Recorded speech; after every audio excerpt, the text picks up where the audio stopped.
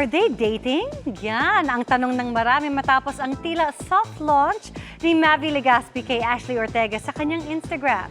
Sa ilang snaps, all smiles ang dalawa na spotted pang slightly hugging.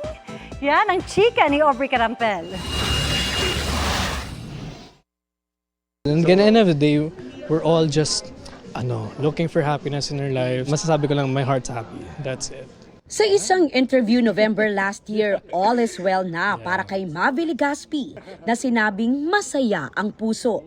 Few months after niyan, naging usap-usapan recently sa katatapos lang na Sinulog Festival sa Cebu ang ilang IG snaps ni Mavi. Ang tanong ng marami, dating na nga ba sina Mavi at Ashley Ortega? Tila soft launch kasi ang ginawa ni Mavi na pag-post sa photo ni Ashley na all smiles sa sinulog nitong weekend.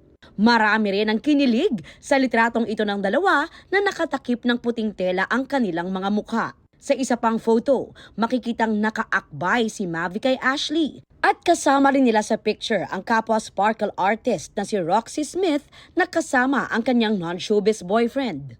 May group picture rin sila kasama ang mga kaibigan at kapansin-pansin na nakayapos naman si Ashley kay Mavi. Nag-comment si Ashley sa post ni Mavi ng Pit Senyor with heart emoji. Wala pang direktang pag-amin sa real score ang dalawa sa kanilang relationship. Pero sa comment section, maraming netizens and fans ang nagpaabot ng suporta kina Mavi and Ashley. Spotted na ring magkasama sila on different occasions. Noong November, magkasama rin silang nanood ng Philippine Figure Skating Championships kung saan nag-compete si Sky Chua. Pati na sa birthday party ni GMA Network Senior Vice President Attorney Annette Gozon Valdez. Sinusubukan pa naming hinga ng pahayag sina Mavi at Ashley.